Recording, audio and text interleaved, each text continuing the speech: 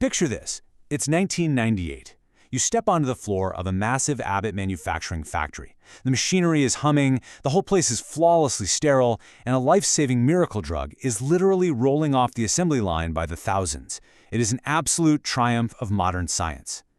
But then, suddenly, with absolutely zero warning, this exact drug just spontaneously, inexplicably ceases to exist. And the stakes here, they truly could not be higher. At the time, we're talking about 75,000 HIV patients across the country, relying entirely on this exact drug, ritonavir. For these folks, this wasn't just a headache pill. It was a lifeline. They were taking up to 20 capsules a day, and it was actively turning what had been a certain death sentence into a manageable condition. I mean, it had a flawless track record for 2 years. Okay, let's dive into exactly what went wrong. During a totally routine quality control check, an analyst drops a perfect-looking capsule into a tester. It's supposed to dissolve in about 30 minutes, right? So the body can actually absorb it. But it fails. The clear capsule turns into this thick, cloudy, weird white paste. Obviously, protocol kicks in, the factory goes into total lockdown, and when the researchers rush to put this paste under a microscope, they are completely horrified. The medicine is just gone, and it's been replaced by millions of these unknown microscopic crystalline needles. Just look at the ridiculous, terrifying timeline of this chemical contagion. Day 1, batch 241 fails. You might think, okay, weird fluke, but on day 2, the next batch fails.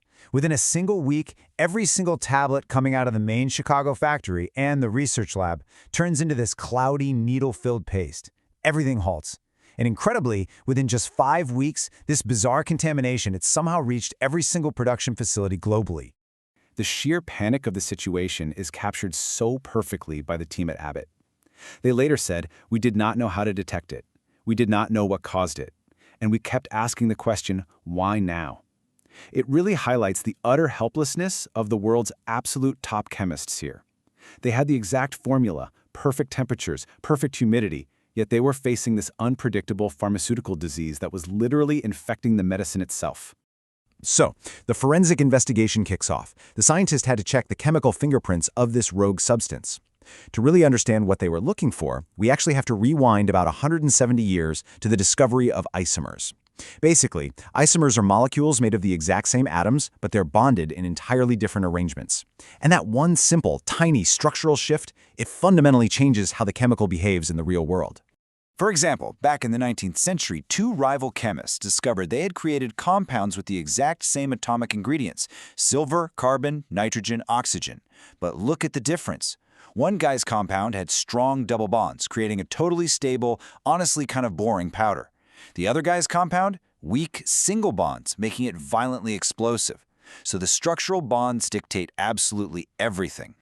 Naturally, the Abbott scientists are thinking, okay, are we dealing with an isomer?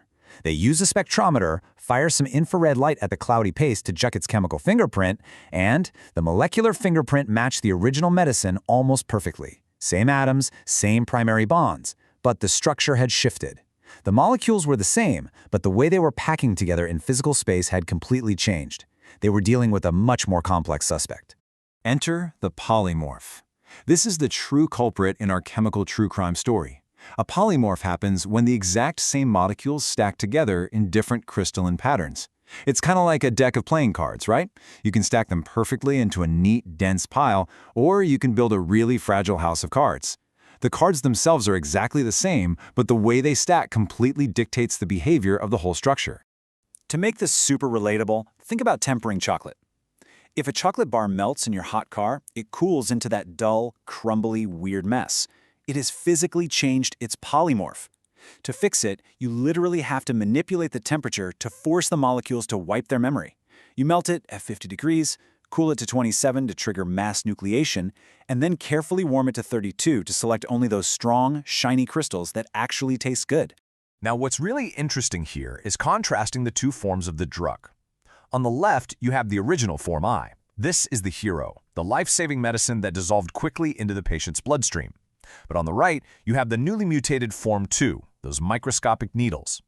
Form II was stacked together so incredibly tightly, it was so absurdly stable that it absolutely refused to dissolve in the human body. Swallowing Form II was literally like not taking the drug at all. But wait, you might be wondering, why not just heat up Form 2 and reset it, like the chocolate? Well, check out these energy levels. Form I sat in a shallow energy valley. It could easily get bumped out of its structure, but Form 2, it was at the lowest possible energy level, sitting in an incredibly deep valley. Once the molecules fell into that Form 2 pattern, they were trapped, forever. No amount of heating or cooling could pull them back out. Section 2, the contagion. Let's shift gears and look at the most chilling part of this whole mystery. How did this microscopic mutation manage to spread across the globe and infect every clean factory, even in Italy? To wrap our heads around this, we're going to draw a slightly dark, Gothic parallel to Northern Europe centuries ago. During bitter winters when temperatures drop below 13 degrees Celsius, the magnificent tin pipes of these massive cathedral organs would suddenly crack and break out in gray, crumbly lesions. They essentially caught a form of metallic leprosy. The terrified locals actually thought it was the work of the devil, but it was just a ruthless act of chemistry. What was actually happening is called tin pest. At freezing temperatures, normal silver tin transforms into more stable gray tin. But the crazy part is how it spreads. A single microscopic speck of gray tin acts as a nucleation site. The second it exists, it instantly lowers the barrier for all the silver tin touching it. Suddenly, the surrounding metal uncontrollably mutates and tears itself apart. It literally spreads like an infectious disease. So, the crucial point is, this is the exact same mechanism that doomed our miracle drug. By sheer catastrophic bad luck, a single rogue microscopic seed crystal of Form 2 appeared in that Chicago facility. Maybe a drop dried out weirdly, maybe dust scratched a vat, we'll never know. But the instant that one invisible seed existed, it acted as an unstoppable nucleation site, forcing the entire batch around it to irreversibly crash into Form 2. And here is the absolute craziest twist. How did it cross the ocean? Well, those Form 2 seed crystals became airborne in the Chicago lab, and they seamlessly attached themselves to the clothing of the desperate scientists. When those same scientists hitched a flight to inspect the pristine, perfectly working factory in Italy, they unknowingly acted as the contagion vectors. The second they walked in, the dust on their clothes seeded the vats and instantly destroyed the global production line. Ultimately, Abbott had to hold a press conference and make a pretty chilling admission. They said, "There is nothing that we can do today to prevent polymorphism from striking any drug. Science cannot provide a solution to all our problems." I mean, think about that. All of human intellect, multinational corporate wealth, state-of-the-art facilities, completely powerless against a chemical act of nature. They basically had to accept defeat. They spent millions completely rebuilding facilities, but the environment itself was permanently seeded. So they completely abandoned the Form I pill forever. Their only saving grace was what we can call the liquid safety net. They fell back on an older, liquid formulation of the drug that successfully bypassed the crystal problem entirely. It worked, but it definitely had worse side effects and was much harder for patients to stomach. But here is the terrifying reality for modern medicine. Look at this breakdown. Over half of all known chemical compounds are polymorphic. That means more than 50% of the medications currently being developed or literally sitting in your medicine cabinet right now have the potential to just spontaneously snap into an entirely different, useless crystal structure at any moment. It is a permanent, lurking threat. So we've explored the wild science and the sheer unpredictability of our chemical world. Abbott was incredibly lucky they had an old liquid formulation to fall back on. But this leaves us with a massive, ticking clock kind of question. What happens when the next life-saving medicine spontaneously disappears and there is no safety net waiting to catch us? It's a fundamental mystery of chemistry that the world's brightest minds are still racing to outsmart.